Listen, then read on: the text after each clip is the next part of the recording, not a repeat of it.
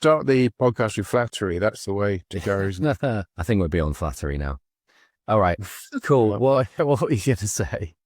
No, I mean, that guy you were talking about, I've just looked him up. Yeah, his name is John Kiriakou.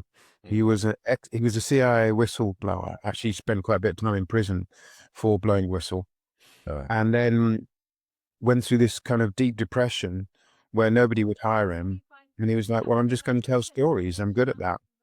And he's gone sort of viral. But the one that I think you referred to is he's talking about Israel has the best, intelligence services. Yeah. But he also says that in passing, they have actually absolutely no regard for kind of human life, whatsoever. And I suppose that goes kind of hand in hand with some of the success that they have. It's quite kind of typical as well at the moment, really. If your methodology is we're going to randomly explode pages and take out all of these people we don't like. But if your family members, if you're having a cuddle with your 3-year-old when it goes off, tough poo. Yeah. You're collapsing. You shouldn't have had kids. But he's interesting. He's a great storyteller. I'd recommend anybody listening to this podcast to go and hunt down John Kiriakou. He's on TikTok. I think he's on other sort of channels. But it's like a masterclass in storytelling and the way to tell stories and, how exciting they are really. To hear from somebody who's had these sorts of experiences, I think it's really something, What do you think makes him such a good storyteller then? I think there's something about the delivery. There's something about just the sheer excitement of the experiences themselves. I mean, you can't really tell a great story unless you've had something interesting happen to you. And many of the things that he's done are so far outside of the norm, I think, for sort of you and I. They're just kind of inherently interesting. But he tells them with this sort of pace and cadence and sort of deadpan delivery, but also with complete transparency. I like that. He just had the insincerity knocked out of him by life. And he just tells it how it is. And I think that's good to see as well. Someone is waiting in the lobby. Join the meeting. That might be my AI. I'll leave that alone. My issue, I've still got the same issue. I remember once when we were working together, you drew a graph and was like, this is the way your conversations go, which is you make a good point and then you got to wibble along for ages and eventually tail off and somebody feels like they have to talk over you, which, as harsh as it sounds now, is actually very helpful. For you. Feedback masterclass. Yeah. But, I don't know, I can take it. But I still have that problem, which is I think the punchline is I have a punchline which I think is funny, but I tell the punchline and I'm like, how do I deliver that punchline in a way that people know that it's the end of the story? Like, that's the bit that I'm really struggling with. So what's your advice on that? I don't know if you have, I only give this feedback because I'm equally self-critical. That's my excuse anyway, in my post-rationalization, but I find that I'm not good at the finishing bit. So if I'm giving a speech, or more broadly, if I'm working on a project, and you've worked with me and you probably know this as well, is that I'm great at the start. I'm great at openings. Kind of generally got lots of sort of exciting things in the middle, but then I'm not very good at really it sort of tails off for me. Similarly. And I don't always know how to finish a talk in the right way, or to land a presentation at the end, or to actually ensure that a project, is neatly and tidily kind of concluded. And so I think, I sort of struggle with that as well. But I think I've had to tell myself to stop, and sometimes to think about exactly where I want to stop. So before I start to jump, think about exactly where I want to land when I get there. So what would be an example? Because I've had various conversations with people about this. Some advice I've had is basically you say, to sum up, these are the 3 things you need to remember, and that's the way that you finish. But I feel like that's a bit, I don't know. I feel like you want to leave them on a high and leave them wanting more, right? That's probably the emotional ending that you want. So how do you do that? I think somehow you have to stop before you're exhausted. And I think that's the same with sort of talking to somebody. You've got lots of thoughts, and there's a tendency, and I do this, to want to sort of scrape the bottom of the barrel. And I think it's better to kind of stop at the point at which you're sort of descending. Yeah. Yeah. I'm thinking I might do some like improv. That is, Yeah. Hey, then. improv was said and then appeared.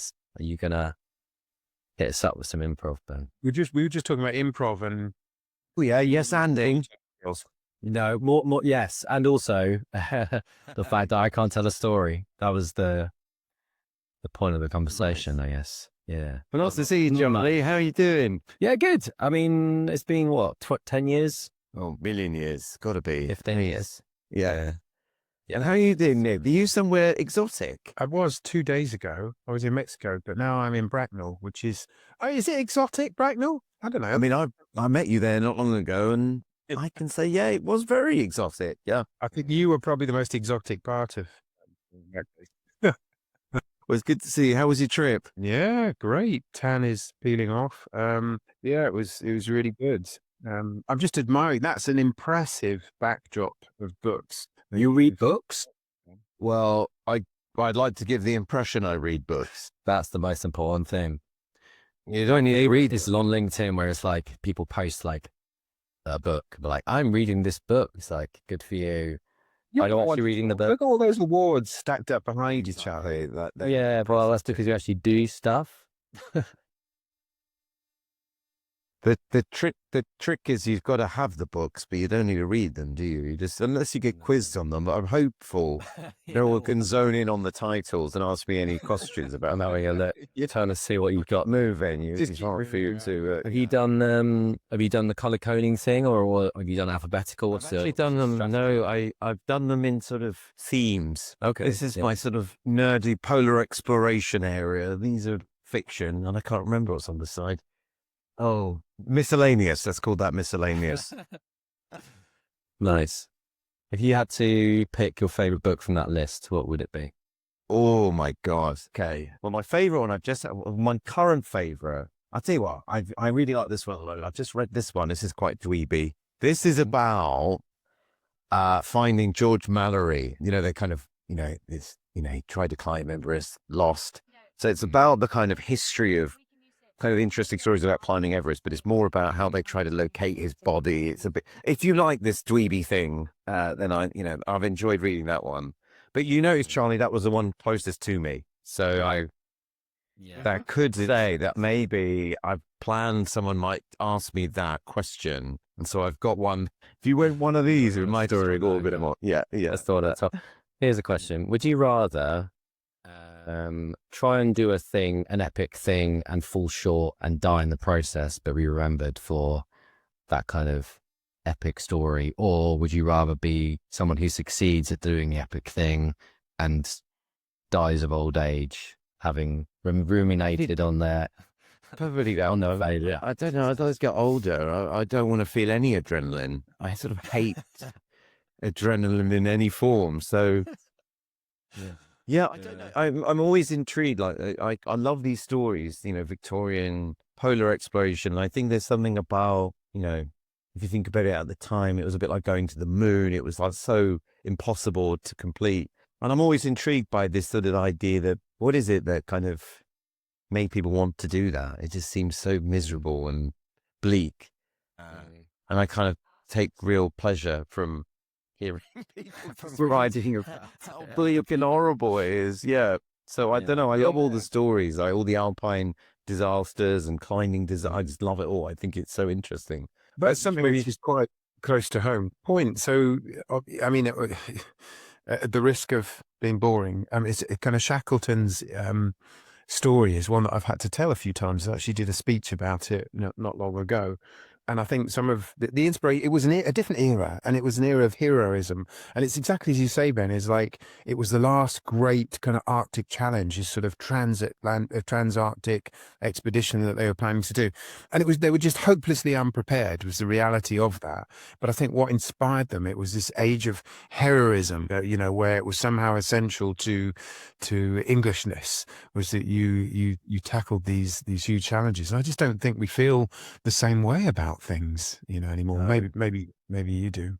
No, but you're right. And that's the bit that sort of feels so kind of within touching distance. You know, you're looking at 2 or 3 generations ago, and yet that spirit, that sort of sense of kind of it being kind of your destiny, just feels so alien. It feels like you could be reading King Arthur or something like that. It just feels so kind of mystical and magical and long ago. There's a great bit in Shackleton. So, you know, everyone knows the endurance, but there's a really good sort of sub story to it, which is somewhere up here, where there was this, it's this one.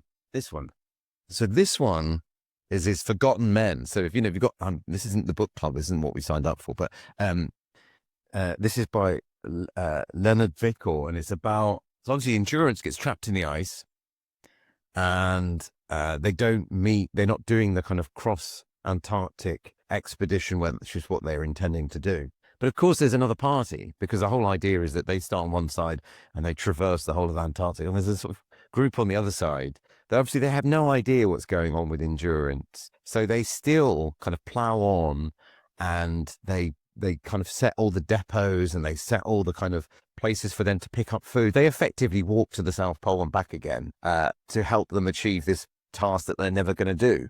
And I think there's something kind of really of the time there, this sort of futility of this. They've strained every sinew.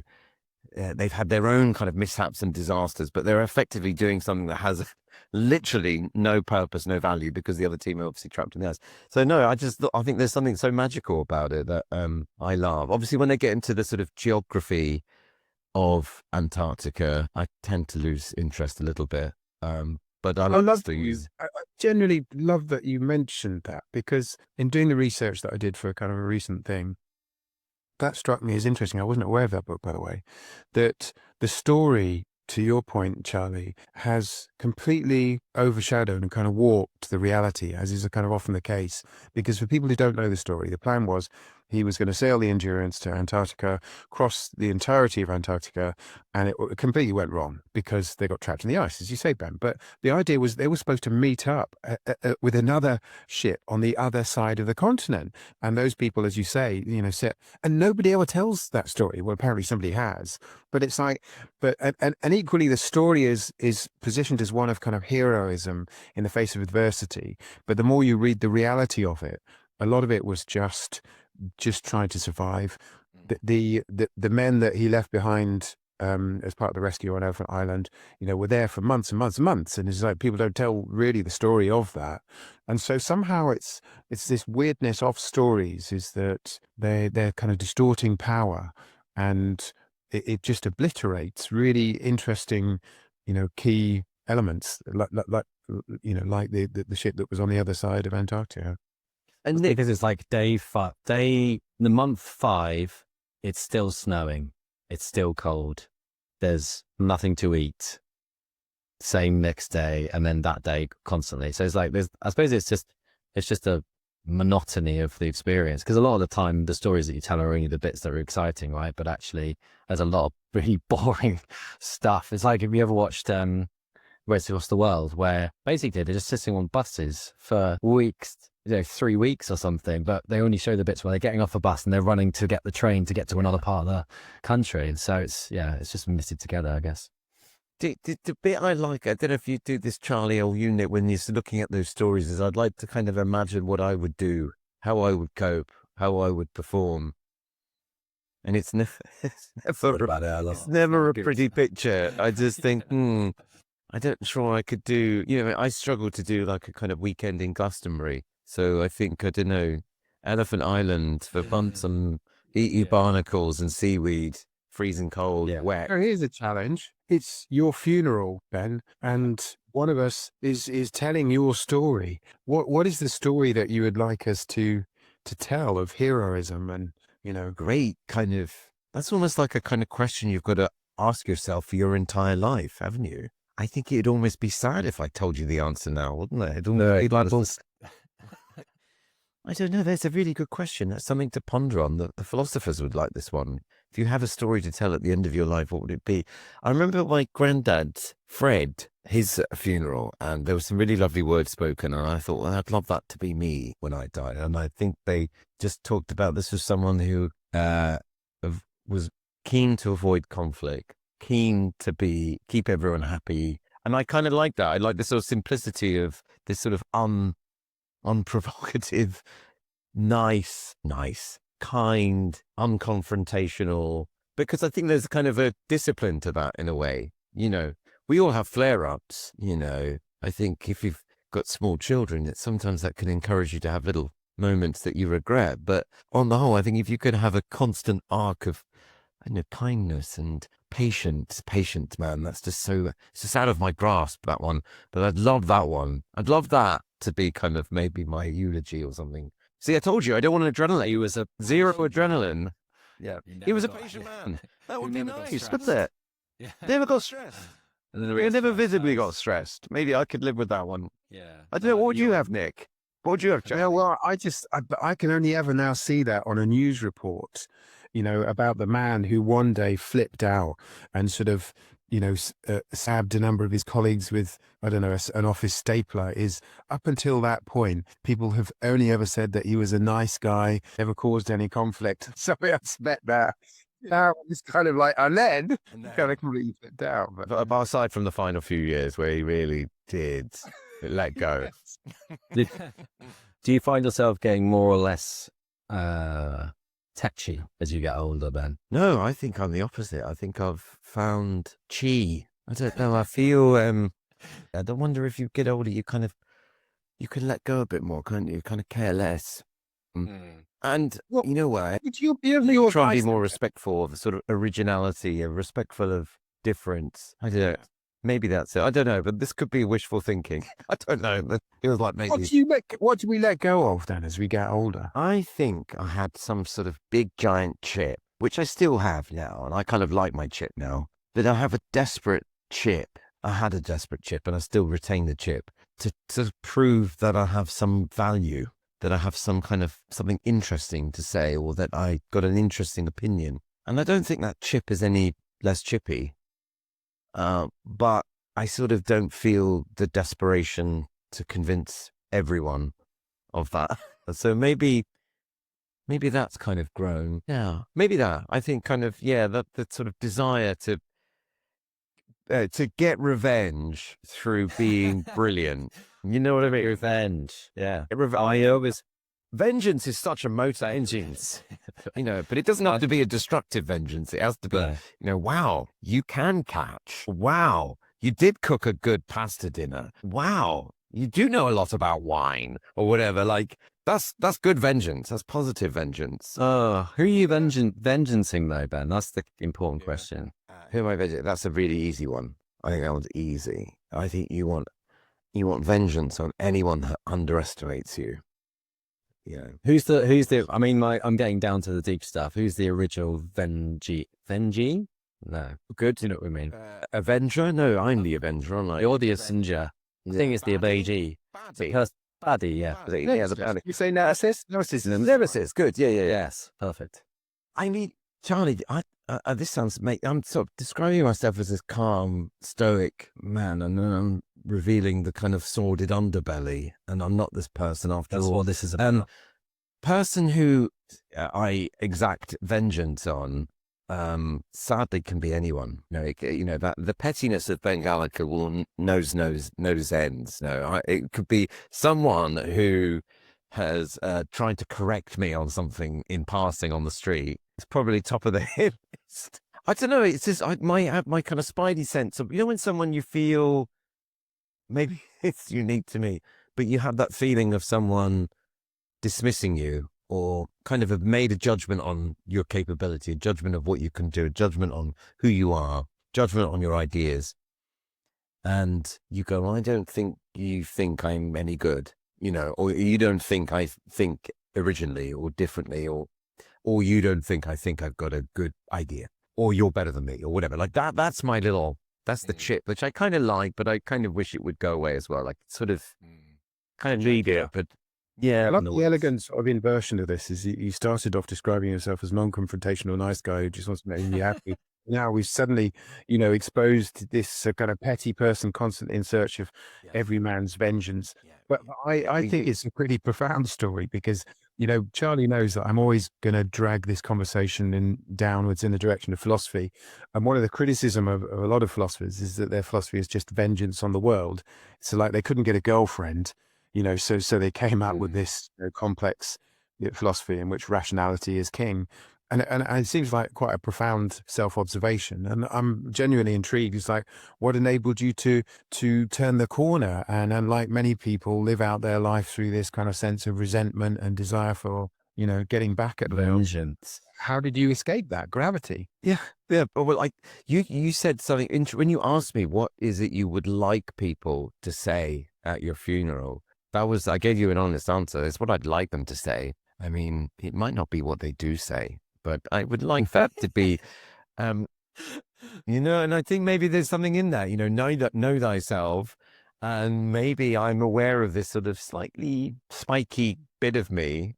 And if I can get through life without revealing, aside from this podcast, that I have that within me to be vengeful, petty, then maybe I'll be happy, And I don't want to deny my pettiness, but also kind of don't want it to necessarily steer the ship as well. What about you, though? I feel like you're both getting me to do this existential kind of examanation. We ask the question. Oh, it's Julia's right. Okay, you don't need to. Got it.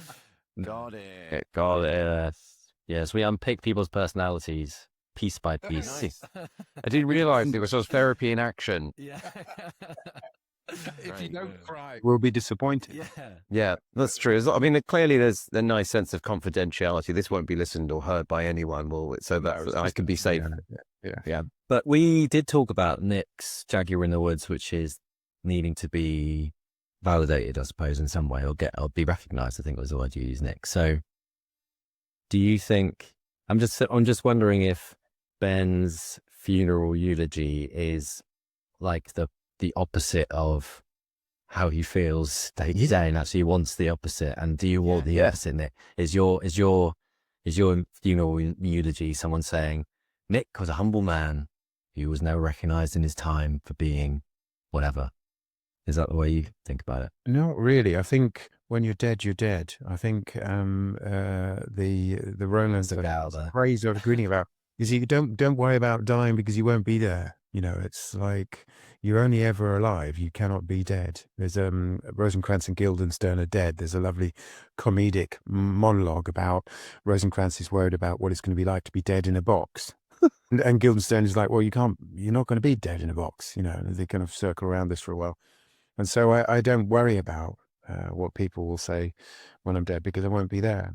But I know what you mean about the people with kind of reputation, and I think it is true. I think sometimes it's like a fixation, sort of a thought.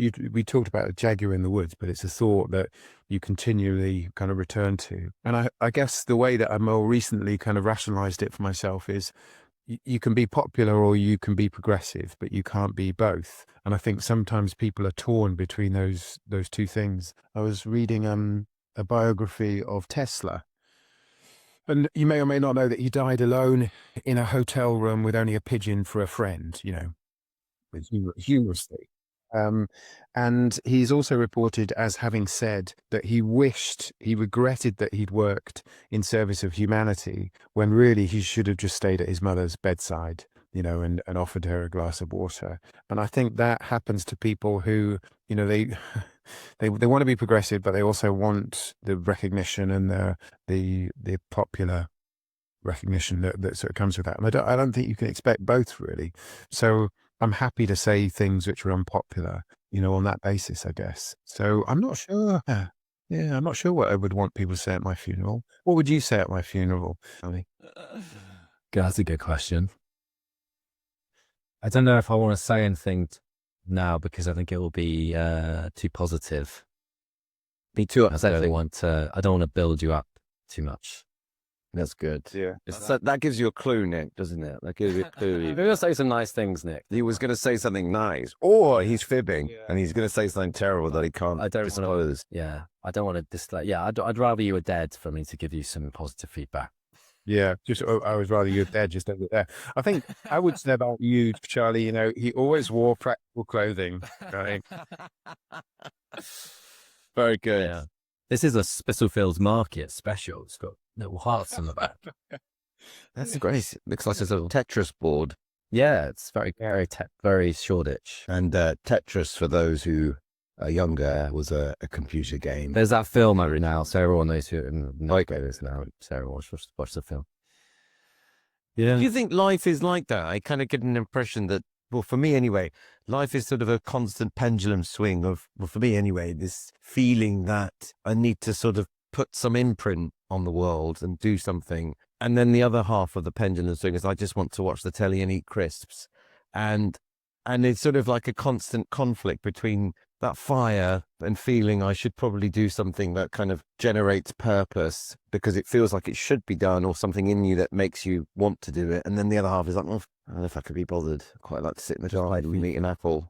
Yeah, play FIFA, watch telly. But that kind of almost find that a motivating one, because I'd like to kind of, I feel like I wish I was doing the other one when I'm doing the other one.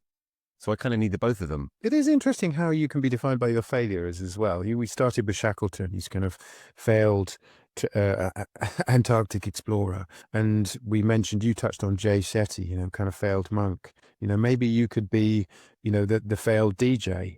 Charlie, that could be your eulogy. That way, we square the problem, because you can sit in the garden and eat crisps. Still define yourself in terms of the things that you fail. That's a good idea. Failure is an interesting one, isn't it? When to make it kind of a bit more cerebral, it's like it's really hard to have kind of empathetic failure. You know what I mean? Like, you don't care. Like, it's hard to care about anyone else's failings. You only seem to care about your own. So when we read about, like you say, Shackleton, he's failed to do this, he failed to do that. It's like you still go, it's brilliant, and it's still interesting, and still heroic, and still inspiring. So I wonder what he felt. I wonder if he felt a bit of a failure. Well, his success was that he didn't die, and that he saved. For a bit, and then did die. But he didn't die. Do you know what I mean? He didn't die then. But it was like, in a way, the whole thing about him going to the Antarctic or failing at that isn't really the story. The story is him successfully. Yeah, but do you think he cared? Do you think that's like our story? Or is that his, what's his story? Like, that's the story we've gone, that was amazing, you didn't die. But I wonder if he's not, I think, I remember, reading the book, he's very driven by his men and his crew and this sort of desire to get everyone off the expedition not dead. And he succeeded in doing that. So I think maybe that was a thing he kind of celebrated. I think he probably celebrated that, because when I was thinking about the question, I define myself in terms of the relationships that I've got and the family that I have, and am I doing my best for them, right? I wish I said that one. I think that, I think that probably Shackleton finally got home, opened the door, sat down in his chair, lit the fire, had a whiskey, and went, oh, fuck, that's over, but at least no one died. Yeah, but then he got itchy, didn't he? And he had to do something else. That's his tension. That's his ranking affairs, and he was bad with money. So I'm not sure that those don't make it into the story. No. Yeah. So that is a common with all these sort of funny exploration books I like. There's a sort of itchiness to that kind of human nature that they all share, where we all talk about it being a glutton for punishment or, ambition. I just think they're really itchy. They just can't not do something. They can't not, it's almost like they can't put it down. ADHD, you think? Yeah, well, I don't know, like an itchiness. I wonder what it's your itchiness. It's your itchiness. I don't want to say itchiness more than you have, Ben, but what's your itchiness? Well, it's more like this desire to kind of fiddle in an area. I'm really bringing in the words of fiddle and itchy, but, to kind of play around in a space where you're kind of drawn to, or you feel that you can have an impact, or you can kind of do something innovative and different. And it's almost if even if you have, which they have had, relative success in those areas, they can't put it down. You can think about, the Shackleton expedition, it's kind of pointless, isn't it? Let's be honest, not be kind. The pole was pointless, but they've achieved the pole, they've got to the South Pole. Traversing Antarctica, who cares? Like, it really doesn't matter, does it? I'm being very dismissive, a bit kind of provocative, but clearly that they believe enough in this madness that it becomes compelling and interesting. And that's kind of what I mean. Like, it's itchiness in an area that it's really hard to understand why. But that's a really interesting reflection, I think, on success, because, there's an interesting, etymological diversion here. Dis-ease. Our itchiness is born out of pathological needs often. So if you take somebody like Wittgenstein, famously, he was part of a big family, he had this very successful father. And I believe that a lot of his work, he like a lot of younger children, he had to try and, stand out from his brothers and sisters who were all trying to get their parents' attention. And he was like, quite literally, I'm going to be the genius. I'm going to be the genius. Whatever it takes for people to see me as a genius, I'm going to do. And a lot of his earlier work, the Tractatus, is now, this is nonsense, but it succeeded in making him look like a genius to a lot of people. Yeah. And it's like, well, that itchiness, probably that pathological desire to look like a genius and impress his parents, probably something similar, I don't know, actually, happened with Shackleton, where it's like, well, and you touched on it, Ben, this desire for revenge, or, to be seen in a certain way by somebody. So then it's like, oh, yeah, but is that success or is it failure? If you spend your whole life battling this sense of inadequacy or whatever, it's like, well, yeah, what is that? And maybe just being the family man is, the unsung story of success. I think you're right. It's the itch. That's when you think of you looking back at Shackleton, like there was always a sense that he didn't necessarily fit in at school. He was, maybe there's sort of stories in his past about maybe being a bit bullied and, sense of trying to, prop up the family. And I think you're right. I think it's the itchiness that sort of drives you. But like I was saying, I think if you could be seen as someone who's kind, who's patient, it's almost the antithesis of this of itchy, self-driven person. And you're right, like we extol virtues on these people because they do things that are interesting, good, remarkable. But then they have to live in it. They have to live in that itchiness. And when does it ever go away? And here's a question, Nick. Here's a question, Charlie. Was it inevitable? Was it inevitable that Wittgenstein, were they always going to be an itchy, chip-ridden person in any field? Or was it Bill? I'm always interested in that bit. Was there a moment where the itchiness, where the rash started? Just before you ask that question, I was reflecting that that's the branding problem that a normal life has at the moment, I think, especially with social media, where you've got, various influencers saying you should be driving Bugattis and being misogynist to women and stuff like that. It feels like people aren't really making the case for having a family, going to work, being generally nice and kind, and going about your day and not, upsetting anybody.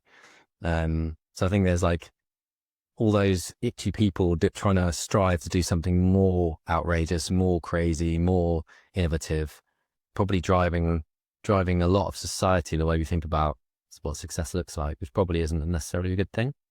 I think it's, and a lot of that boring, isn't it? Sorry. Yeah. Okay.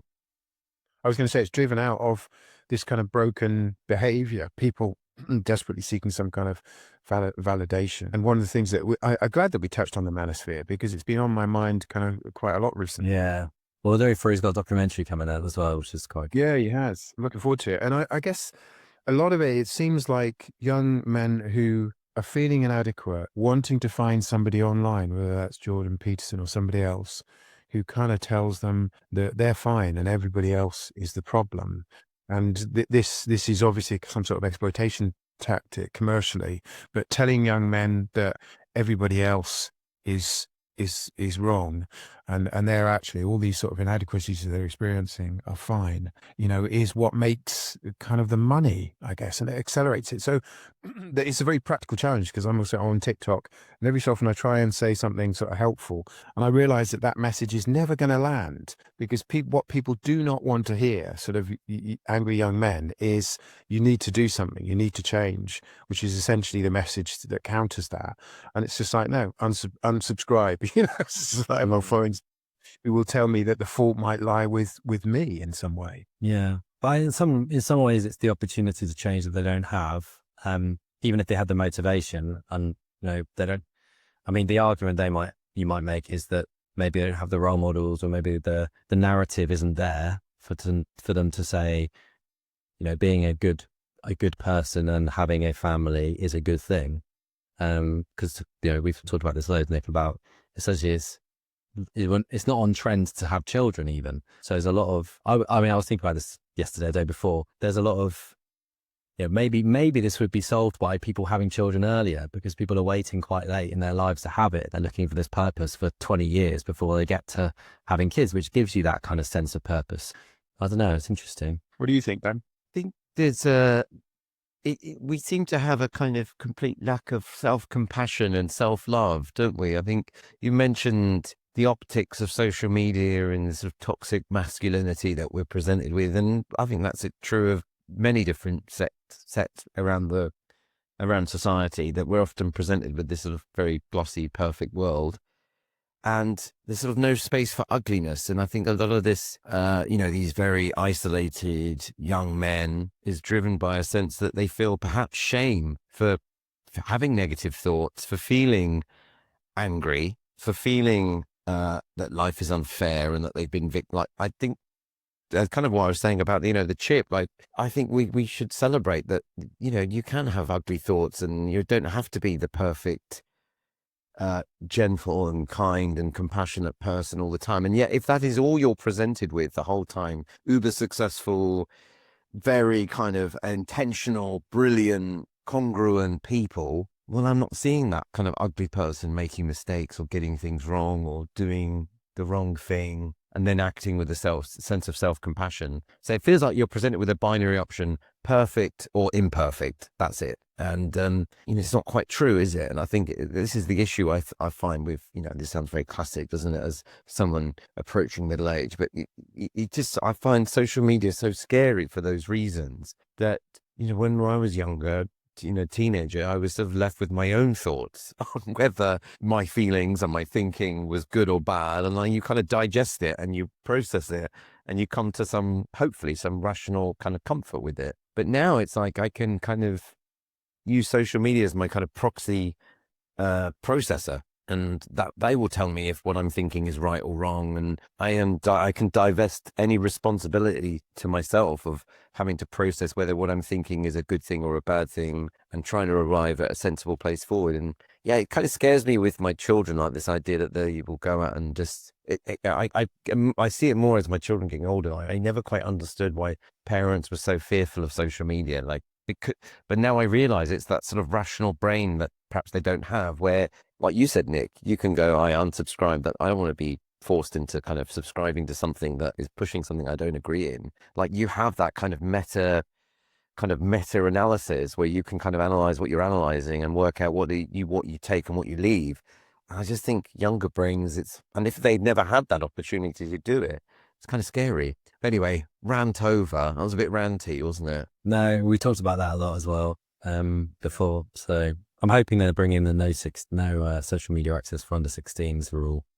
I'm a supporter of that. Yeah, I did a post about this. I did post about all these things, but I think kind of social media is dead already. I think it's dead in the water. I think one of the interesting things in 2025 was that the number one use for ChatGPT was companionship. And I think there's no consumer AI company who is not currently eyeing that opportunity, because search is dead, the web is dead, social media is dead. You'll just have a soulmate. You'll have an AI soulmate who whispers in your ear. And if you have these augmented reality glasses that Meta are working on, they'll literally walk beside you as you walk down the street, and they'll look how you like, and they'll say what you want them to say, and every so often they'll recommend a product or tell you how to vote. And it will be laughable, a few years from now, the idea of going onto a web browser to search for something, or going onto social media, because all of your opinions and content will be brought to you by your soulmate, your AI kind of companion, and that will solve the male loneliness problem, or everybody worrying about feeling connected and validated. But it's also horrifying, as you can imagine. What I think is interesting is that we've sort of reached, you hope, or fast approaching the sort of peak of misinformation, influencer kind of rhetoric, because at the moment it's sort of the untruth outweighs the truth. And so when that becomes such a compelling force, you wonder, where will people go for truth, because if social media or the usual places we've gone to stay informed is so diluted, you would hope or you'll think perhaps human nature will be drawn to somewhere where they can have more control. But maybe I'm being too kind of romantic in my thinking. Maybe that won't happen. I think I'll be Rice crisps in the garden by then anyway, so I'll be. That's it. It all gravitates towards eating crisps in the garden, but I'm not going to compete with Nietzsche, or yes, maybe I will. His God is dead, because I think truth is dead. I think it's funny. Like I now watch TikToks with my wife, and we're in this sort of transitioning phase where we look at something and we're like, oh no, that's AI. Do you know what I mean? You look at them and you're like, is it AI or it's not? That's only going to last a few months. A few months from now, you just won't be able to tell unless you've got a forensic level of expertise. You won't know if the videos you're looking at. And what happens then? Do we just abandon social media? Hell no. People are just going to like what they like. They see some cats, charging into your room at 3 a.m. playing the banjo. They just like it. The question, is it real or is it not real, no longer gets raised. And philosophically, that's quite a profound turning point. It's the point at which humans are just like, yeah, reality is whatever we want it to be. And that has all manner of kind of implications, I think. Mm. I've watched a lot of, I quite like the AI generated video of like gorilla versus lion and anaconda versus jaguar. They're quite. What would your favorite AI generated videos be, Ben? Oh my gosh. I'm with you, Nick, on that. I quite like sort of spotting them. And I wonder if that will kind of generationally age me. I think it's a bit like having a kind of Hotmail address. People will know secretly how old I am because in going around going, oh, that's AI, as if it matters. Like I'm the only one that thinks that it. Yeah. But it's an interesting one and you talk about that. And I do agree with that. I think we're in this sort of, it's a bit, I imagine, when CGI came out in films, we kind of went, I'll bet that's CGI, because it sort of mattered that it wasn't real and it mattered that it was replacing what was there before. And now the idea that a film doesn't have CGI would be insane, particularly, the type of films that probably any film. So yeah, I don't know. Like, I think, I have my own high horse about AI generated content in the sort of learning sphere. And I think it kind of misses the trick, doesn't it? Which is, it doesn't really matter. It's about the thing that you're making. And I think we're sort of in that foothills of the AI adoption where we're still obsessed with using it. I'm using my 3D printer. I'm using word art for the first time. Doesn't it look good? And eventually that maturity grows, and whatever tool you use doesn't really matter. It's the thing that you create. So I think I can see that playing out for another few years. People just sort of making things with AI. We see it every day, don't we? On LinkedIn, there's always some sort of new AI generated thing people jump on and do. And I imagine that will keep going for a while. And then eventually it will be a tool in the same way that, lovely word art is a tool. Mm. How is, to take it out a slightly more corporate track, how is AI affecting your business, Ben? Oh, that's a very, like you. I mean, what is going to be said at your funeral versus how it's great, isn't it? It's a really blended, It's the diverse diet here. Questions. Got to have your meat and two veg, yeah. I think it's a really good. It's been a really good topic for us, and I think I would be fibbing if I didn't say it hasn't presented some existential questions and concerns about what we might be as a business, but the louder AI becomes, the more kind of confident I am with what we do and how we create content, and kind of what I said there, that I think content is sort of such an unhelpful, clumsy word for experience, for thing, or doing, for a thing. And the destination isn't content. The destination isn't stuff. It's what the stuff allows you to do and make people feel and change. So that's kind of a uniqueness to it. But I'm sure at some point there will be a kind of AI way of fabricating and bringing that kind of experience to life.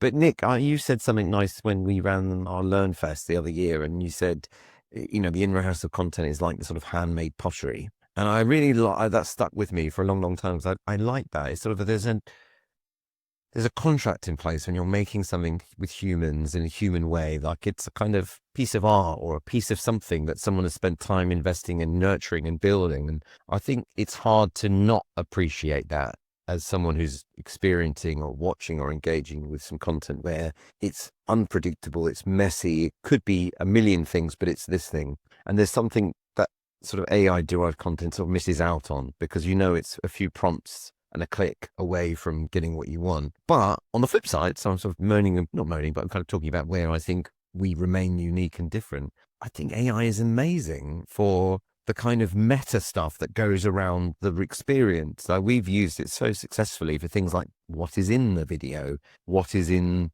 the experience, what will you learn, what could you do next with it.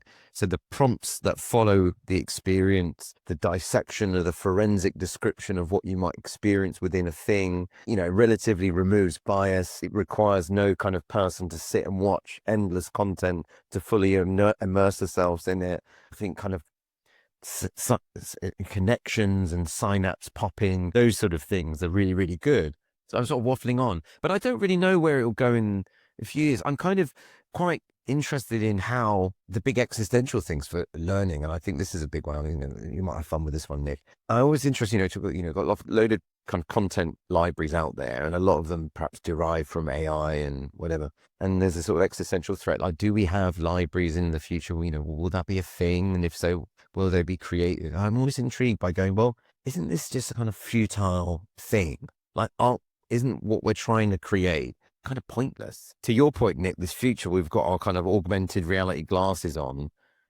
Just the idea that somehow there's a repository of stuff, that doesn't really make any sense to me. So I think there's sort of 2 or 3 steps down the line that we're not quite there, that I haven't quite got my head around yet. But I think whatever we're doing now is very much on the fringes of what will change and what will be different. I'm reminded of a story. I was invited by RADA for Business to see a reduced Shakespeare production. So they produce these kind of shortened versions of Shakespeare plays for performance on things like cruises, where people haven't got the time or, the attention span for the full version.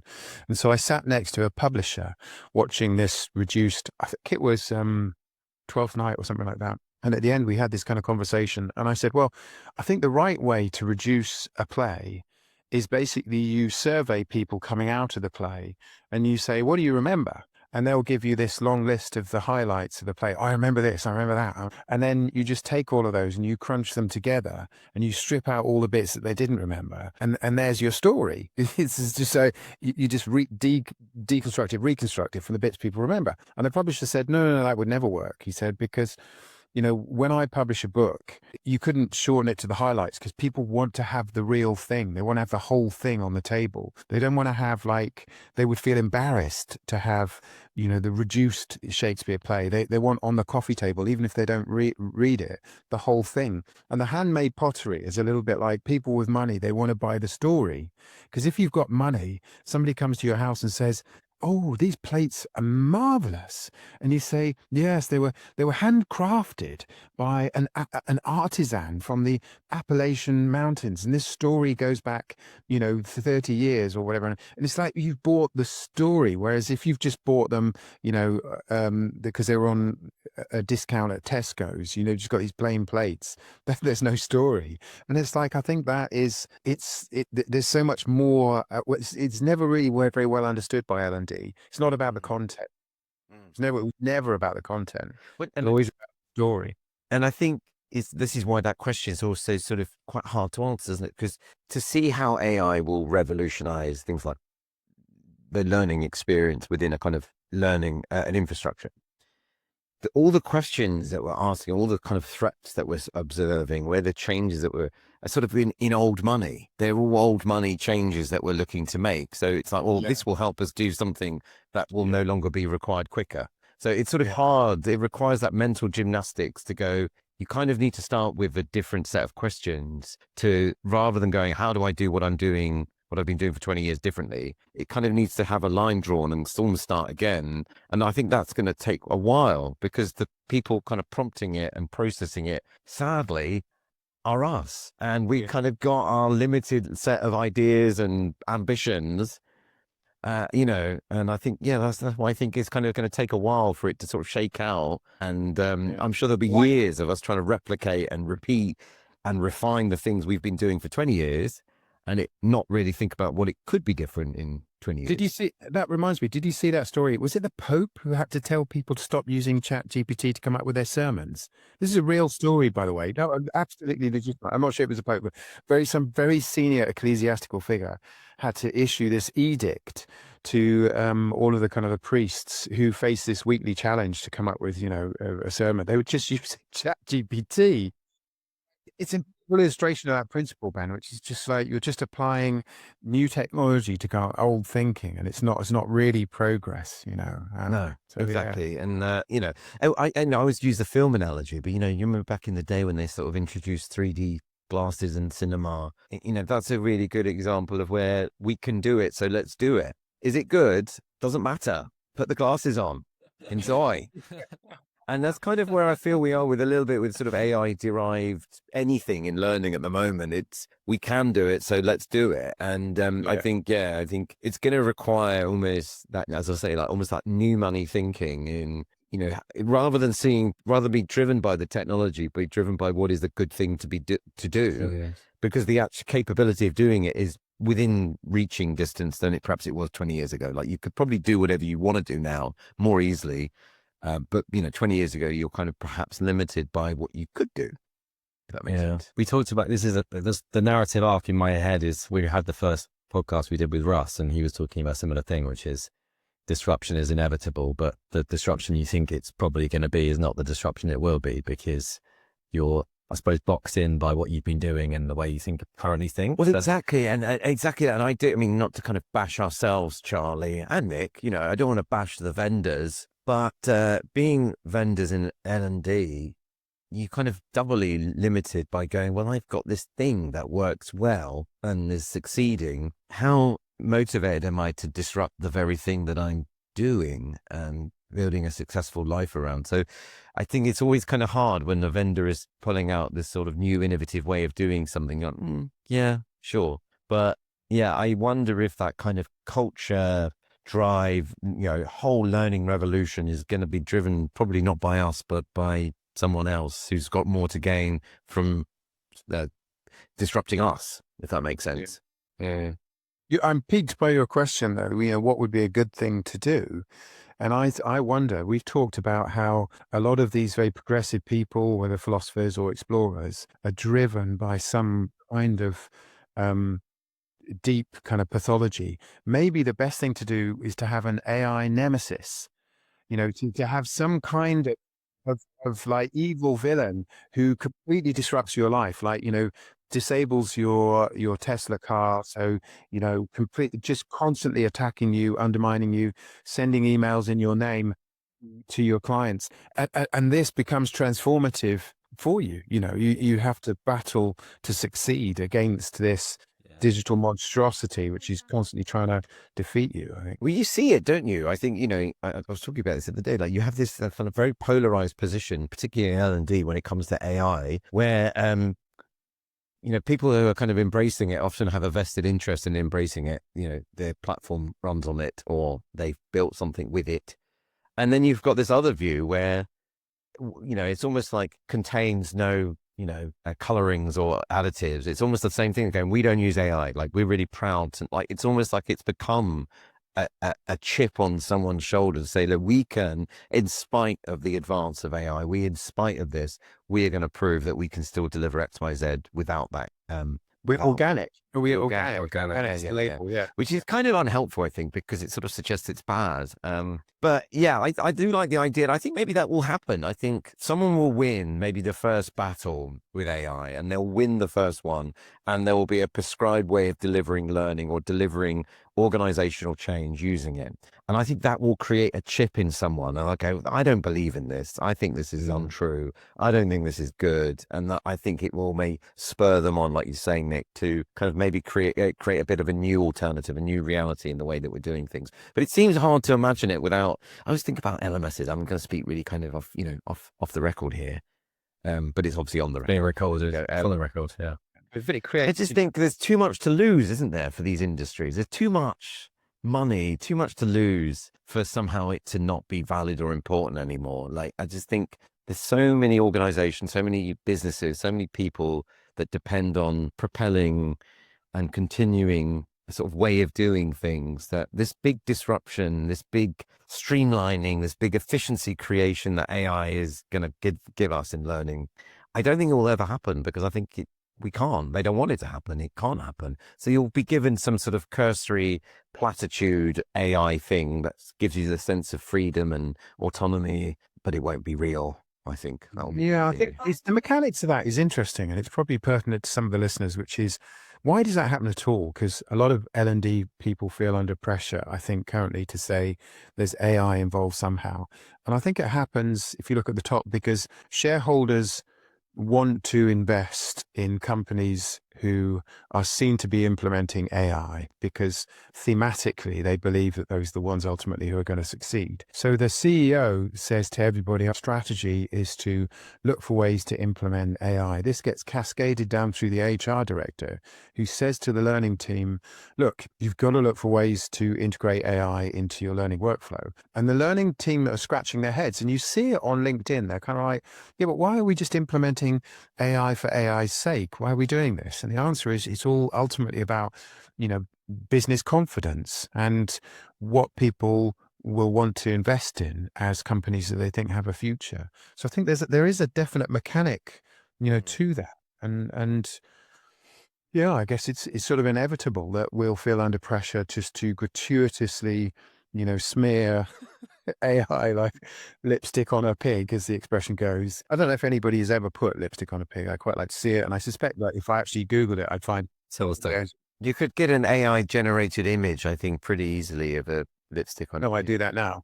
But yeah, Sorry, go for it. Sorry. I was going to say, we talked about the Cambrian explosion idea around AI, though, Nick, haven't we? There's going to be, so Ben, you're probably right, the majority don't want it to change, but there'll be like maybe one or two that sort of come onto an idea and double up all the other companies. Maybe it's just going to become, learning technology is going to be two big stands, two nemesis. I think you're right. I don't think it. I think what I kind of mean that it will be presented what the revolution will be, but it won't be the revolution. It'll be whatever they decide the revolution is. And that will be the thing that we subscribe to. And that will be the revolution for the next 5 years. And then the 5 years after, there'll be another revolution. So but what's interesting at the moment is this sort of kind of democratized place that we're in now, where this is why everyone is sort of pro AI, against AI, using it well, using it badly. AI, we're in this sort of messy playground of going, well, actually, where does it land? And I think ultimately, that's where I think it will land. It will land with someone ring fencing, like you say, all the tools, all the different ways that people are using it, and present it as one joined up revolution. But then and as I've said this before, I will be in the garden eating crisps. Yeah, at that point, I'll be done. I think something that you touched on, Ben, I think disruption will come externally. I suspect if you take leadership training, somebody in Silicon Valley who's built some kind of AI guidance app for leaders will basically approach a director in a company and say, why are you spending all this money on training? This AI app just tells leaders what to do kind of moment by moment, so you don't have to train them up. I think we're a little bit like map makers, just waiting for GPS to come along. Yeah, I think that's really good, Nick. I love that analogy. I really think that's kind of it, isn't it? It's like the sort of at some point there will be a complete futility in the things that we're trying to do, and we'll stop. And we'll stop because there will be smaller and smaller and smaller and smaller demand for the things that we're doing. I mean, this is a really provocative thing. I mean, I still kind of try and chew over learning as a concept in organizations anyway. Like, I'm still kind of, I've been doing it nearly 20 years and I'm still going, what are we doing?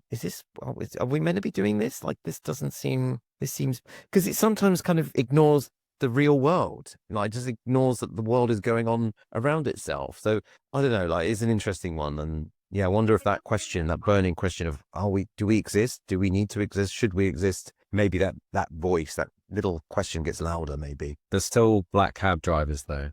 I was thinking this through today. But they're not using maps, are they?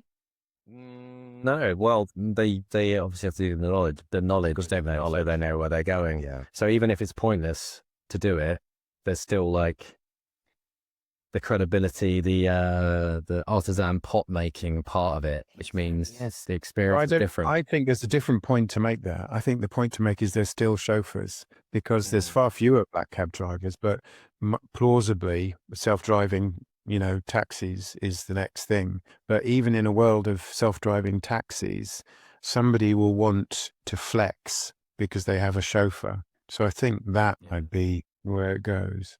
The chauffeur has to expand their repertoire of skills, though. So you're getting your chauffeur, but you're also getting your, I don't know, laundrette person at the same time. So they to Alfred, to Batman. Yeah, exactly. Yeah. Yeah, Alfred. We're out of time. So thank you, Ben, for joining us. I enjoyed it. I wasn't quite sure what to expect, but I enjoyed you. Yeah. It's fun. Everything was my favorite bit too. Yeah, thanks so much. We'll stop the recording and then we'll have to hang around while it uploads. But anything to plug? You've mentioned Learn Fest. Anything else you'd like to plug before you go? No, not really. I mean, I think our team are doing such an amazing job of talking about In Rehearsal on LinkedIn. So I think following In Rehearsal would be great. Checking out our content. If anyone wants to see the wonderful Nick's box set, be happy to facilitate that. We did a box set with Nick on how people learn. That would be great. If you want to check that out, reach out to me. But no, I've really enjoyed it. It's quite nice to have a podcast where you just talk about whatever you want to talk about rather than some sort of L&D agenda. So it's quite nice. Yeah, that's it. The purpose is as you describe, and we managed to achieve it by basically doing no preparation and planning. Yeah. That's my preferred way of working. So everybody. Yeah, Ian Christian the Garden. Better than AI. It's the podcast of Ian Christian the Garden. Perfect. Yeah, I'm up for that. Yeah, I missed the trick there. It could have been called that. Anyway, thank you, Ben. Thank you, Nick. Pleasure. Thank you for having me. Thank you, Charlie. Thank you, Nick. Yeah, enjoyed it.